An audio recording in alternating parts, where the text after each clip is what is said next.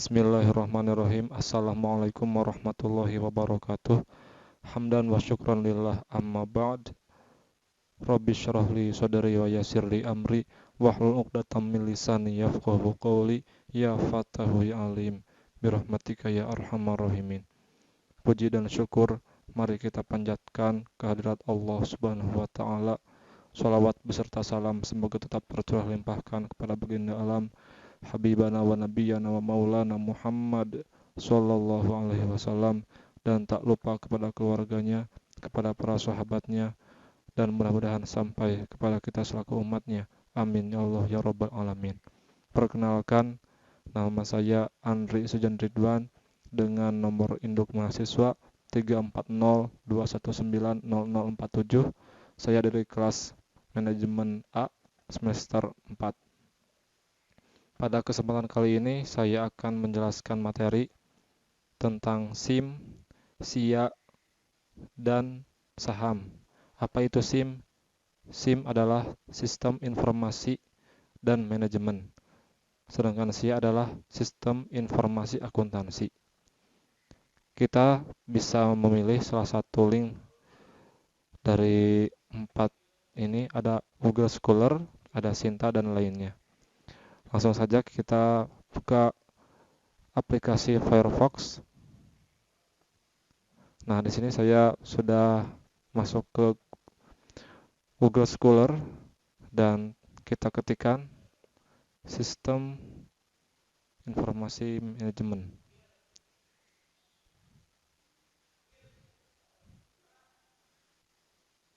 Nah, di situ sudah ada. Kita klik. Kebetulan saya sudah mendownloadnya. Jadi langsung saja kita buka dari sini. Klik. Nah, di sini ada sistem informasi manajemen oleh Slamet Haryanto. Di sini kita dapat dipelajari apa itu sistem informasi manajemen. Manajemen sendiri mencakup proses perencanaan, pengorganisasian, pengawasan, pengarahan, dan lain-lain dalam suatu organisasi. Sedangkan informasi dalam suatu organisasi adalah data yang diolah sedemikian rupa sehingga memiliki nilai dan arti bagi organisasi. Sistem informasi manajemen merupakan sistem yang mengolah serta mengorganisasikan data dan informasi yang berguna untuk mendukung pelaksanaan tugas dalam suatu organisasi. Nah, kita di sini dapat dipelajari apa itu sistem informasi manajemen, perkembangannya seperti apa, konsep dasar informasinya seperti apa, dan lain-lain. Kemudian kita cari sistem informasi akuntansi.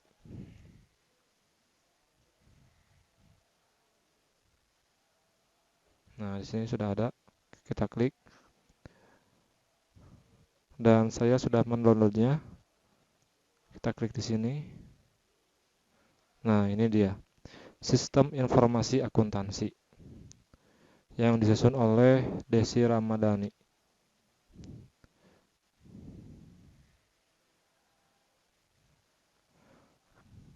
Di sini ada pembahasan tentang sistem informasi siklus produksi. Pengertiannya adalah serangkaian aktivitas bisnis dan kegiatan pengolahan data yang berkaitan dengan proses pembuatan produk dan terjadi secara terus-menerus. Nanti kita pelajari bersama-sama.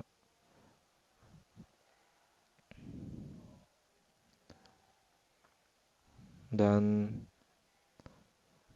selanjutnya dalam tugas berikutnya yaitu menjelaskan tentang saham.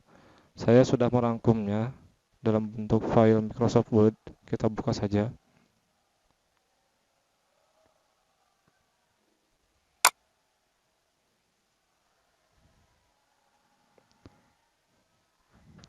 Materi tentang saham. Apa sih saham itu? Saham adalah suatu dokumen berharga yang mampu menampilkan bagian kepemilikan dari suatu perusahaan. Artinya, saat seseorang memutuskan untuk membeli saham, maka sebenarnya orang tersebut sudah membeli sebagian dari kepemilikan perusahaan yang dibelinya. Lalu, segmen saham berdasarkan perusahaan. Pasar sekunder di Bursa Efek Indonesia terbagi menjadi 3 segmen, yaitu pasar reguler, pasar tunai, dan pasar negosiasi. Pada pasar reguler, transaksi dilakukan dalam satuan lot perdagangan. Yang kedua, pada pasar tunai, transaksi juga dilakukan dalam suatu lot perdagangan seperti pada pasar reguler. Bedanya, transaksi pada pasar tunai hanya berlangsung pada sesi 1 dan penyelesaiannya transaksi dilakukan pada hari yang sama. Yang ketiga, pada pasar negosiasi, transaksi dilakukan berdasarkan kesepakatan antara pembeli dan penjual serta menggunakan satuan lembar. Laporan keuangan 5 tahun berakhir. Contohnya di sini, laporan posisi keuangan neraca PT Astra Agro Lestari. Ringkasan laporan posisi keuangan perusahaan PT Astra Agro Lestari 5 tahun terakhir adalah sebagai berikut.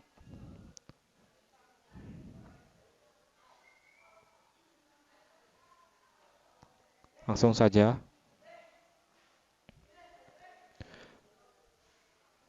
PT Astra Agro Lestari adalah perusahaan publik yang ruang lingkup kegiatan usahanya adalah perkebunan, perdagangan umum, perindustrian, pengangkutan, konsultan, dan jasa. Faktor yang mempengaruhi naik turunnya saham. Ada beberapa faktor yang mempengaruhi naik turunnya saham. Yang pertama, faktor internal. Ada 3 poin, yaitu aksi korporasi perusahaan, yakni segala bentuk kebijakan yang ditetapkan manajemen perusahaan. Umumnya, pelepasan saham atau divestasi, akuisisi, penggabungan atau merger, pembagian dividen, pemecahan saham atau stock split, dan reissue. Yang kedua, baik buruknya fundamental perusahaan. Faktor lain penyebab naik turunnya harga saham dilihat dari fundamental perusahaan, seperti laporan keuangan emiten, pangsa pasar, tren atau prospek bisnis, siklus bisnis, dan lainnya. Yang ketiga, kinerja perusahaan di masa depan. Biasanya, banyak analis atau pengamat memprediksi kinerja suatu emiten dalam beberapa tahun ke depan, melihatnya dari sisi pembagian dividen, utang, modal, dan laba perusahaan dalam periode tertentu. Ada lagi faktor eksternal. Ada 5 poin. Yang pertama, ekonomi makro. Tingkat inflasi, deflasi, dan naik turunnya suku bunga acuan Bank Indonesia merupakan faktor yang dapat menyeret harga saham naik atau turun. Contohnya, ketika inflasi terkerek naik, harga saham akan bergerak. Selanjutnya berpengaruh pada indeks harga saham gabungan. Yang kedua, kurs rupiah terhadap dolar Amerika Serikat. Pergerakan kurs rupiah terhadap dolar juga menjadi penyebab naik turunnya harga saham. Bila mata uang Garuda menguat, biasanya harga saham perusahaan eksportir hijau royo-royo. Tapi sebaliknya, jika melemah, yang merah membara adalah harga saham perusahaan importir. Yang ketiga, panic attack. Berita seputar politik dan ekonomi tertentu bisa membuat resah investor. Akhirnya, investor ramai-ramai menjual sahamnya dan berdampak pada harga saham ikut merosot. Investor tidak pikir panjang. Yang keempat, kebijakan pemerintah. Kebijakan disahkannya Undang-Undang Cipta Kerja contohnya menjadi salah satu pendorong laju IHSG beberapa waktu lalu. Harga saham emiten di sektor perbankan dan konsumer tidak terpengaruh kebijakan tersebut, termasuk demo anarkis yang terjadi. 5. Kemunculan bandar saham. Bandar saham yang dimaksud ini adalah investor pemilik modal besar untuk bermain saham. Mereka ini biasanya berasal dari kalangan korporat atau kaum borjuis yang sengaja memanfaatkan media untuk menguntungkan dirinya sendiri. Selanjutnya ada istilah dalam saham. Yang pertama yaitu HK. HK adalah hajar kanan. Artinya, untuk calon pembeli suatu saham yang sedang rally atau akan langsung membeli harga di offer dengan maksud menghindari antrian dan agar bisa dapat langsung mendapatkan barangnya tersebut. Yang kedua, haki. Haki adalah hajar kiri. Artinya, untuk penjual yang akan menjual barangnya di harga bid atau harga di bawah harga pasar saat itu, dan biasanya dilakukan oleh penjual saat harga saham tersebut turun. Yang ketiga ada bullish. Bullish merupakan kecenderungan harga saham untuk bergerak naik dalam periode tertentu. Bullish berasal dari kata bull atau banteng, adalah kondisi pasar atau market yang saat itu sedang mengalami kenaikan harga secara umum. Yang keempat ada bearish. Sementara bearish merupakan lawan kata bullish atau kecenderungan harga saham mengalami penurunan. Bearish berasal dari kata bear atau beruang, adalah kondisi pasar, market yang saat itu sedang mengalami penurunan secara umum. Yang kelima, lot. Lot adalah satuan standar dalam transaksi beli dan jual saham. Yang ketujuh, praksi harga, yaitu perubahan pergerakan kenaikan ataupun penurunan harga saham yang ditransaksikan di BI. 8. Dividen. Dividen adalah bagian keuntungan yang diberikan kepada pemegang saham dan telah disetujui oleh RUPS. Untuk dividen sendiri bisa berbentuk tunai ataupun saham lagi. Selanjutnya ada cum date, yaitu hari di mana masih mendapatkan hak dividen sampai ditutup pada akhir perdagangan di BI jam 4 sore. Bid adalah penawaran minat atau beli, antrian beli saat bursa berjalan. Selanjutnya ada offer, adalah penawaran jual, antrian jual saat bursa berjalan. Kemudian cut loss, yaitu upaya menjual saham saat dalam posisi rugi untuk menghindari kerugian yang lebih besar atau banyak. Selanjutnya ada capital gain, yaitu selisih antara harga beli dan harga jual. Dan yang terakhir adalah capital loss, adalah kebalikan dari capital gain, yaitu suatu kondisi di mana investor menjual saham lebih rendah dari harga beli. Selanjutnya, perbandingan menabung di bank dengan menabung di saham. Menabung adalah sebuah kegiatan memisahkan sejumlah uang untuk disimpan, dan uang tersebut masih dapat digunakan sewaktu-waktu jika diperlukan. Menabung biasanya dilakukan untuk tujuan jangka pendek. Sedangkan berinvestasi adalah kegiatan yang menyimpan uang untuk kebutuhan yang jangka panjang dengan tujuan utama mendapatkan keuntungan lebih. Perbedaannya meliputi kemudahan dalam mengakses. Dengan menabung, kamu bisa mengakses uangmu kapanpun dan dimanapun. Berbeda dengan investasi.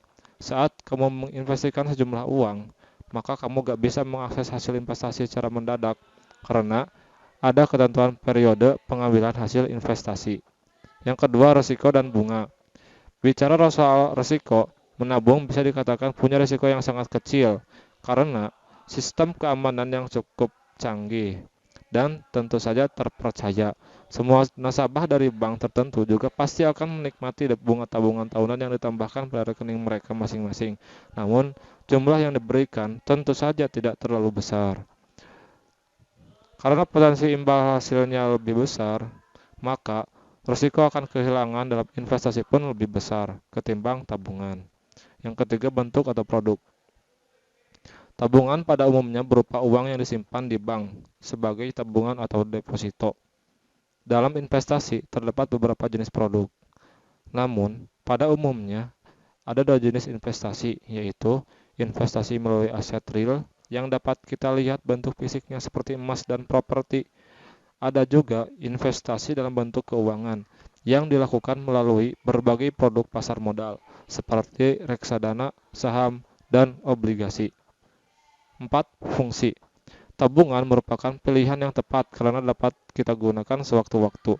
Sementara investasi memiliki fungsi sebagai pemenuhan kebutuhan jangka panjang dari hasil pengembangan aset yang kita miliki. Yang kelima, kemudahan akses dalam simpanan. Saat menyimpan atau menabung, kamu mungkin hanya perlu memindahkan uang tersebut ke bank atau meminta bank untuk melakukan pendebitan secara langsung dari tabungan. Investasi yang prosesnya secara membeli sesuatu, meskipun prinsipnya sama seperti bank, yaitu memindahkan uang ke sebuah rekening. Keenam, profit investasi lebih besar. Yang ketujuh, profit tabungan rendah tapi minim risiko. Yang delapan, pilihan investasi beragam. Sekian tugas yang kedua. Dan untuk tugas yang terakhir, yaitu menginstal aplikasi Stockbit. Langsung saja kita masuk ke Google Play Store. Lalu kita ketik di sini di kolom pencarian aplikasi Stockbit. Nah, ini ada. Kita klik. Kebetulan saya sudah menginstalnya. Langsung saja kita klik buka. Nah, setelah aplikasi Stockbit terbuka, lalu kita klik daftar. Di sini ada dua pilihan. Yang pertama, mendaftar dengan akun Google, dan yang kedua, mendaftar dengan akun Facebook. Kita pilih yang Facebook saja ya.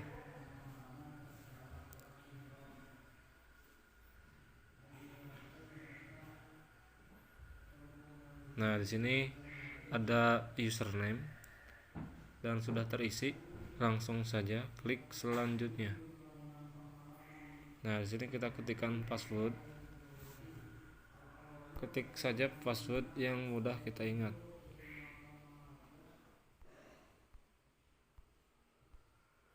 Dan di belakang password harus ada nomornya ya. Lalu klik selanjutnya. Nah, di sini ada nomor telepon. Langsung saja kita isi dengan nomor telepon kita.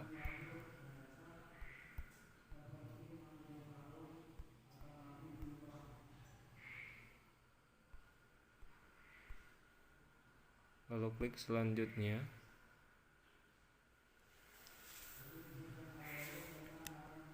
Nah, di sini kita tunggu kode verifikasi yang dikirim melalui nomor telepon yang baru saja kita masukkan.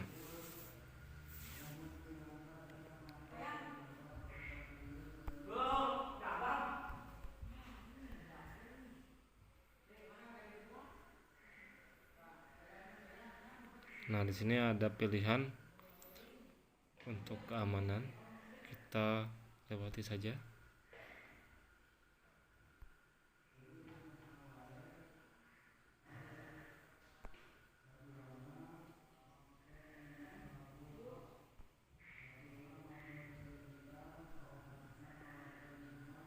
Nah, saya sudah berhasil mendaftar. Dan ini profil saya belum dilengkapin ya. Dan itulah